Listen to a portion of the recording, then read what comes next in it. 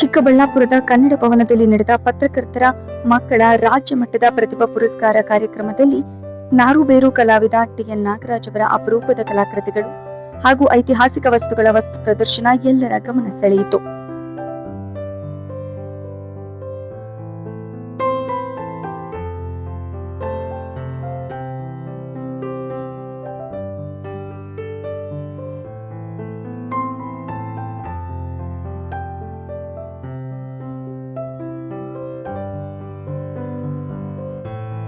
ನಂದಿ ಬೆಟ್ಟದ ಯೋಗನಂದೀಶ್ವರ ದೇವಸ್ಥಾನದ ಅರ್ಚಕರಾಗಿರುವ ಟಿಎನ್ ನಾಗರಾಜ್ ಅವರು ನೈಸರ್ಗಿಕ ನಾರುಬೇರು ಕಲಾಕೃತಿಗಳು, ಪ್ರಾಚೀನ ನಾಣ್ಯಗಳು, ನೋಟುಗಳು ಹಾಗೂ ಅಂಚೆ ಚೀಟಿಗಳನ್ನು ಪ್ರದರ್ಶಿಸಿದ್ರು.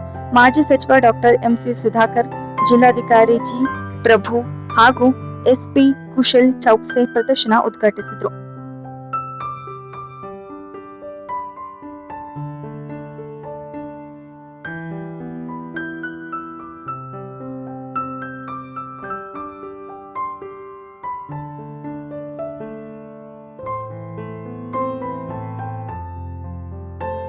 ಸಾರ್ವಜನಿಕರು ಅಪರೂಪದ ವಸ್ತುಗಳು ಸಂಗ್ರಹವನ್ನು ಮೆಚ್ಚಿ ಇಂತಹ ಪ್ರದರ್ಶನಗಳು ಯುವ ಜನತೆಗೆ ಇತಿಹಾಸ ಪರಿಚಯಿಸುವಲ್ಲಿ ಸಹಕಾರಿಯಾಗುತ್ತವೆ ಎಂದರು.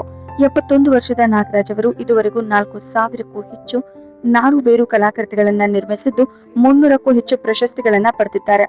ಜೊತೆಗೆ 1 ಲಕ್ಷಕ್ಕೂ ಅಧಿಕ ಪ್ರಾಚೀನ ನಾಣ್ಯಗಳು ಮತ್ತು ಐತಿಹಾಸಿಕ ವಸ್ತುಗಳನ್ನು ಪ್ರದರ್ಶಿಸಿದ್ರು.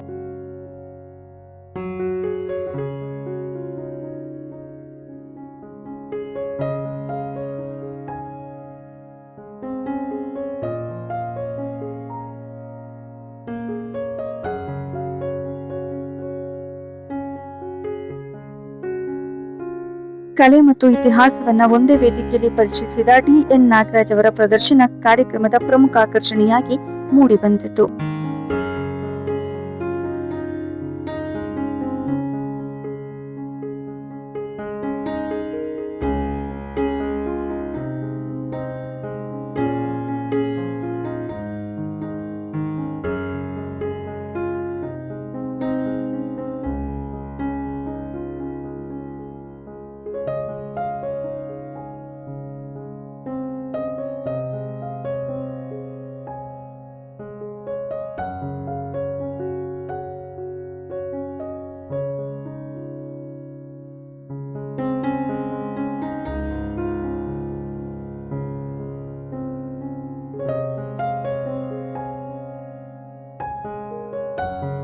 ನನ್ನ ಹೆಸರು ನಾಗರಾಜ್ ಅಂತ.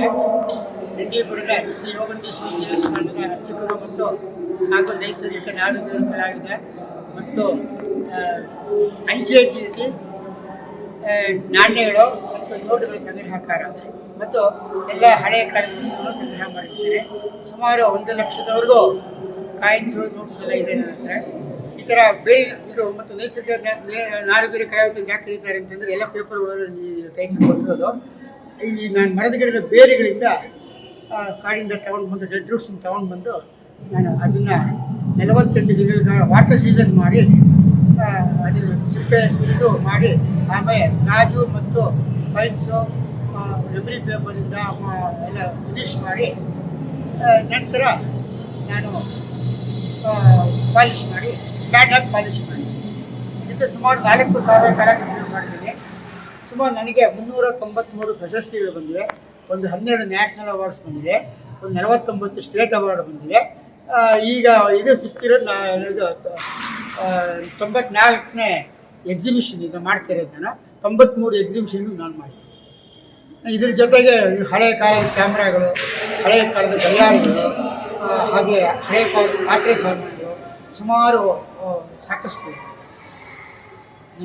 ಕಲಾಕೃತಿಗಳು ಅಂತ ಹೇಳಿ. ನನಗೆ ನೈಸರ್ಗಿಕ ಬೇರು ಕಲಾಕೃತಿಗಳು ಅಂತ ಇದು ನೋಡಿ, ಎಲ್ಲ ಬೇರುಗಳಿಂದ ಮರದ ಗಿಡದ ಬೇರುಗಳಿಂದ ಮಾಡಿರೋದು.